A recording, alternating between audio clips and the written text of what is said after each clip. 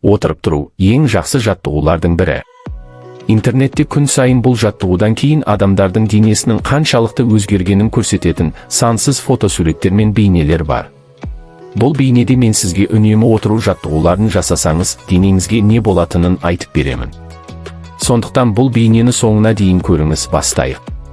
Біріншіден, отырып тұрудың әртүрлі түрлері бар. Сіз өзіңіздің дене салмағыңызбен отырып тұра аласыз, немесе қосымша салмақпен, мысалы, қолыңыздағы гантельдермен немесе иығыңыздағы штангамен отыра аласыз.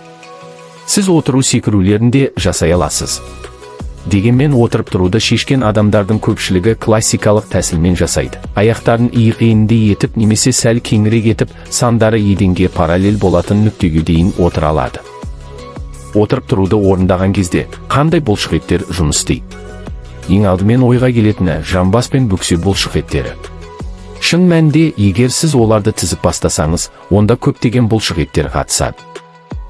Оларға үлкен, кіші және орташа бөксе бұлшықеттері, төрт басты және сан бұлшықеттері, жартылай сіңірлі және жартылай мембраналы бұлшықеттер, аддукторлар, жамбас бүкіш бұлшықеттері, балтыр бұлшықеттері, тік іш бұлшықеттері, қиғаш іш бұлшықеттері, көлденең іш бұлшықеттері және іштің көлденең бұлшықеттері және омыртқа бұлшықеттері жатады.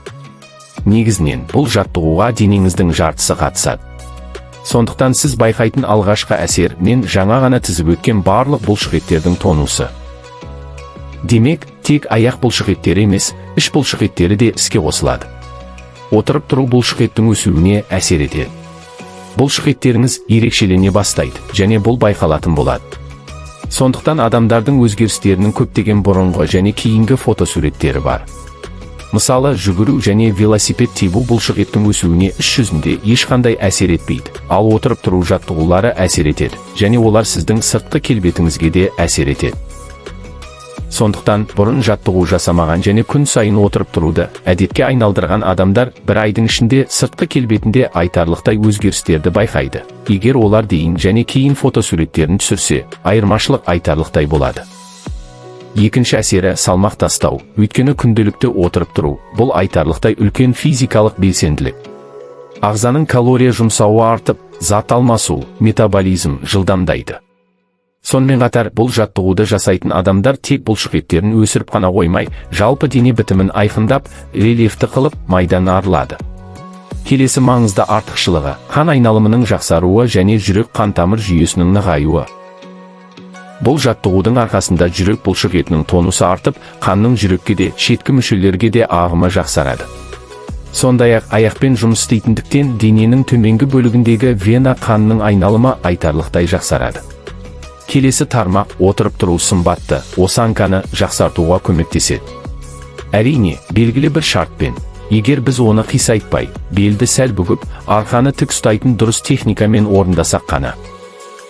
Жоғарыда айтып өткенімдей, бұл жаттығу бел бұлшықеттерін нығайтады, ал бұл өз кезегінде денені тік ұстауға көмектеседі. Келесі тармақ, сіздің төзімділігіңіз артады, өйткені отырып тұру тыныс алу жүйесінің жұмысына өте қатты әсер етеді, өкпенің тіршілік сыйымдылығын арттырады, және жалпы тыныс алуды дұрыс бақылау мен үйлестіруді үйретеді. Біз дем алғанда ішке тартқанда төмен түсеміз, ал дем шығарғанда жоғары көтерілеміз.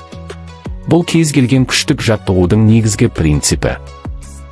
Кез келген күш салуды дем шығаруда, ал кез келген босаңсуды дем алуда жасаймыз. Сондықтан отырып тұру, жалпы төзімділікке де, тыныс алу жүйемізге де пайдалы болады.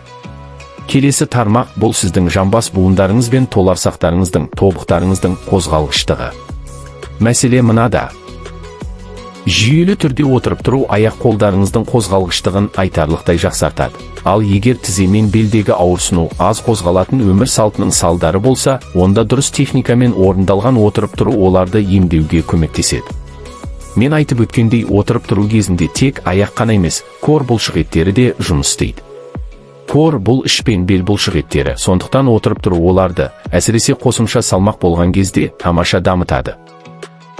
Әрине, егер сіз иыққа штанга қойып отырып тұрғыңыз келсе, мұны дұрыс техникамен жасау өте маңызды, өйткені бұл жаттығуда көптеген қателіктерді оңай жіберуге болады. Иыққа штанга қойып отырып тұру – бұл өте қауіпті жаттығу. Ол сізге мұны қалай дұрыс жасау керектігін жеке көрсетіп, қай жерде қателесуіңіз мүмкін екенін нұсқайтын білікті нұсқаушының немесе тәжірибелі спортшының бақылауымен орындалуы тиіс. Бірақ секіріп отырып тұру сияқты қауіпсіз модификациялары да бар. Сондықтан отырып тұрудың бұл түрі біздің кор бұлшықеттерімізді тамаша дамытады. Бұл жаттығу циклі кезінде денені тұрақтандыратын бұлшықеттердің қатысуы қажет болғандықтан орын алады. Ал мықты кор сіз үшін, мысалы, қауіпті азайту және арқа жарақаттарының алдын алу әдісі ретінде өте пайдалы болады. Енді отырып тұрудың әртүрлі стильдері туралы айту керек. Сонымен бірінші түрі классикалық отырып тұру. Аяғымызды иық еніне қоямыз, қолдар дененің бойымен төмен түсіріледі. Дем алғанда жамбасты артқа қарай ысырып, тізені тікбұрыш жасағанша бүгеміз, ал дем шығарғанда бастапқы қалыпқа қайта ораламыз. Келесі түрі плие отырып тұруы. Мұнда негізгі салмақ бөксе бұлшықеттеріне түседі.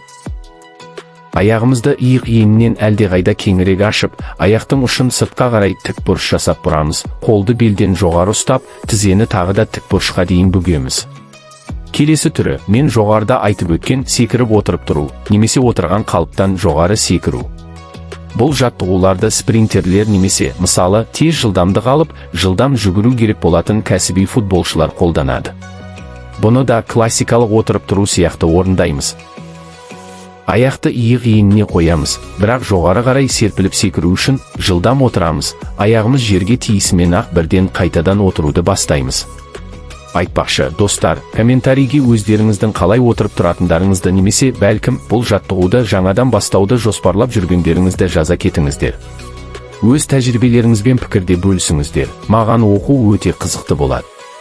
Сондай-ақ менің арнамдағы басқа да видеоларды көруге кеңес беремін. Сілтемелер қазір экранда тұр. Егер бұл видео сіздерге ұнаса, лайк батырмасын басып, арнама жазылыңыздар. Келесі кездескенше.